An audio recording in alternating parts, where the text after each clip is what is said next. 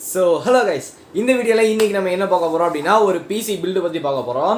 So, PC buildக்கான components பத்தி பார்க்க போறோம். So, PC build பண்ற அளவுக்கு நம்மகிட்ட அவ்வளோ காசு இல்ல.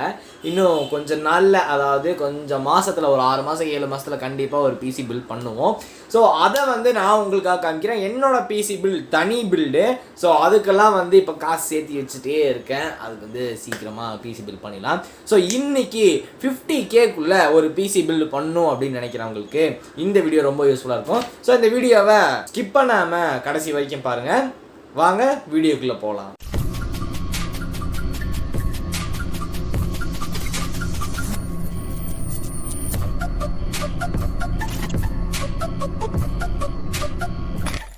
ஸோ வீடியோக்குள்ளே வந்தோம் அப்படின்னா RYZEN ப்ராசஸர் தான் யூஸ் பண்ண போகிறோம். ஸோ இன்டெல் ப்ராசஸர் நம்ம இனிமேல் யூஸ் பண்ண போகிறது கிடையாது. அதாவது நான் பர்சனலாக இன்னுமே யூஸ் பண்ண மாட்டேன். ஏன்னா நான் இப்போ வச்சுருக்க லேப்டாப் வந்து Intel core i3 5th generation processor use பண்ணிகிட்டு இருக்கேன். ரொம்ப ஸ்லோவாக இருக்குது. ஸோ அதுக்கு தான் ரேம் மாற்றணும் அப்படின்லாம் நினச்சிட்டு இருந்தேன். அதெல்லாம் இனிமேல் பண்ணலாம் அப்படின்னு நினைக்கிறேன். ஸோ அதுக்குள்ளே பிசி பில்டே பண்ணிடலாம். ஸோ ரேம் மாற்றுறதுக்கு லேப்டாப் வந்து கஸ்டமைஸ் பண்ணுறதுக்கு பதிலாக நம்ம பிசியே மாற்றிடலாம். ஸோ பிசியை வாங்கிடலாம். ஸோ காம்பனன்ட்ஸ் என்ன அப்படின்னு உங்களுக்கு சொல்கிறேன். ஸோ காம்பனன்ட்ஸோட இமேஜஸ் இங்கே நான் உங்களுக்கு ஷேர் பண்ணுறேன். ஸோ அதை வந்து பாருங்கள். என்னால் வந்து உங்களுக்கு காமிச்சு அதாவது கையில் காமிச்சு பிசி பில்ட் பண்ணி உங்களுக்கு காமிக்க முடியாது. அந்தளவுக்கு பட்ஜெட் இல்லை. ஆனால் கண்டிப்பாக பிசி பில்டு வரும். ஸோ அதுக்கு பதிலாக நான் என்ன பண்ணுவேன் அப்படின்னா இங்கே இந்த இமேஜஸ் எல்லாம் போடுறேன் பார்த்துக்கோங்க. ப்ரைஸும் இங்கே போடுறேன் பார்த்துக்கோங்க. ஸோ நம்ம இன்டெல் யூஸ் பண்ண போகிறதுல AMD RYZEN தான் யூஸ் பண்ண போகிறோம். RYZEN 7 யூஸ் பண்ண போகிறோம். என்னடா 50,000க்குள்ளே RYZEN 7 யூஸ் பண்ணுறியா அப்படின்னு சில பேர் கேட்பீங்க. ஸோ இது வந்து நான் பார்த்த வரைக்கும் ஆன்லைன் பட்ஜெட்டில் வந்து இவ்வளோ தான் இருந்துச்சு. ஸோ 45k அப்படின்னு பிளான் பண்ணி வச்சுருந்தேன். ஸோ எல்லாமே சேர்த்து 50kக்குள்ளே எல்லாமே வந்துடும். ஸோ 45 to 50 அந்த ரேஞ்சில் ப்ரைஸ் ரேஞ்சில் வந்து வந்துடும். ஸோ RYZEN 7 2700 8 core 16 thread இருக்கிற ப்ராசஸர். ஒரு வேற லெவல் பீஸ்ட் பர்ஃபார்மன்ஸ் கொடுக்கக்கூடிய ப்ராசஸர். அதை சப்போர்ட் பண்ணுறக்கு Gigabyte B450 DS3H அப்படிங்கிற ஒரு மதர் போர்டு. வேற level supporting mother board.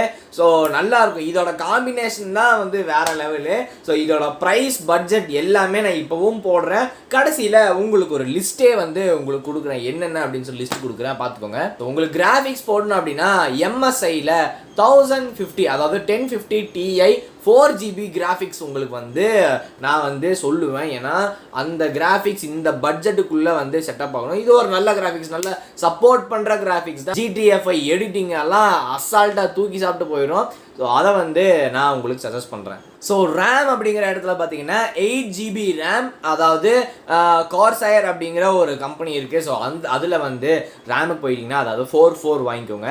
So 2 ஸ்லாட்டை fill பண்ணுற மாதிரி பார்த்துக்கோங்க. அப்போ தான் வந்து டுவெல் சேனல் இருந்தால் தான் வந்து ஃபாஸ்ட் இன்னும் கொஞ்சம் வந்து சப்போர்ட் பண்ணுற மாதிரி இருக்கும். ஸோ எனக்கு கொஞ்சம் இனிமேல் பட்ஜெட் இருக்குடா, இன்னும் ரேம் வந்து போடலாம் எனக்கு பட்ஜெட் இருக்குது. ஸோ எல்லாமே பவர்ஃபுல்லாக வாங்கிட்டோம். ரேம் மட்டும் 8GB ரேம் போட்டிருக்கோம் அப்படின்னா 8 வாங்கிக்கோங்க. அதாவது உங்ககிட்ட பட்ஜெட் இருந்துச்சுன்னா, ஸோ ரேம் வாங்குற அளவுக்கு உங்ககிட்ட பட்ஜெட் என்கிட்ட இருக்குடா பட்ஜெட்டு, இதை விட நான் ஒரு 2000 3000 ஆஃபர் பண்ணுவேன் அப்படின்னு நீங்கள் நினச்சிங்கன்னா 8GB ரேமுக்கு பதிலாக 16GB அதாவது 8 வாங்கிக்கோங்க. ஸோ 8 டுவெல் சேனல் போட்டிங்கன்னா இன்னும் ஃபாஸ்ட்டாக இருக்கும். அதாவது நான் என்ன பிராண்ட் செலக்ட் பண்ணுறேன் அப்படின்னா கார்சையர் அப்படிங்கிற ஒரு பிராண்ட் செலக்ட் பண்ணுறேன். ஸோ SSD அப்படிங்கிற ஒரு ரேஞ்சுக்கு வந்துட்டோன்னா ஸோ கண்டிப்பாக SSD போட்டே ஆகணும். அப்போ தான் வந்து டேட்டா ட்ரான்ஸ்ஃபர் அது இதுன்னு ஆகட்டும் அதெல்லாம் சூப்பராக இருக்கும். ஸோ 240GBக்கான SSD உங்களுக்கு சொல்கிறேன். WB அந்த பிராண்ட் வந்து சொல்கிறேன். ஸோ அதோட ப்ரைஸ் எல்லாத்தையுமே இங்கே போடுறேன். ஸோ ஹார்ட் டிஸ்க் அப்படின்ற இடத்துல பார்த்தாலே Seagate தான் நான் இது வரைக்கும் எக்ஸ்பீரியன்ஸ் பண்ணிட்டு இருக்க ஒரு சூப்பரான கம்பெனி.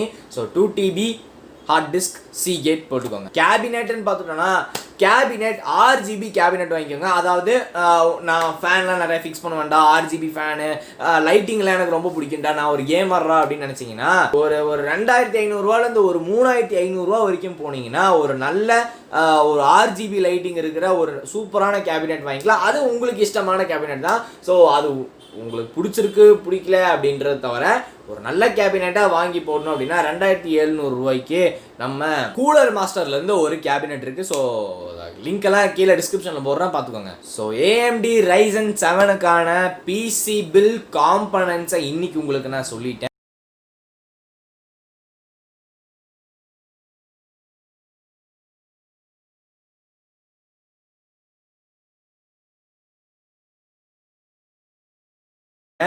எனக்கான பட்ஜெட் இப்போ ஒரு 20,000 30,000. ஸோ பேசிக் எடிட்டிங் லெவலில் தான் நான் வந்து பண்ணிகிட்டு இருக்கேன். ஸோ பேசிக்காக நான் சும்மா ஒரு GTA 5 விளாடணும் அப்படின்னா அதையும் கீழே கமெண்ட் பண்ணுங்கள். ஒரு 20K 25Kக்குள்ளே ஒரு பிசி பில்டு, அதாவது காம்பனன்ஸாக உங்களுக்கு சொல்கிறேன்.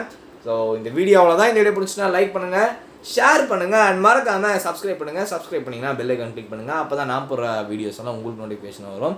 ஸோ கமெண்ட் பண்ணுங்கள், உங்களுக்கு என்ன வேணும் அப்படிங்கிறத கமெண்ட் பண்ணால் தான் நான் உங்ககிட்ட கொண்டு வந்து சேர்க்க முடியும். வீடியோவில் தான். அடுத்த வீடியோவில் உங்களை சூப்பராக சந்திக்கிறேன்.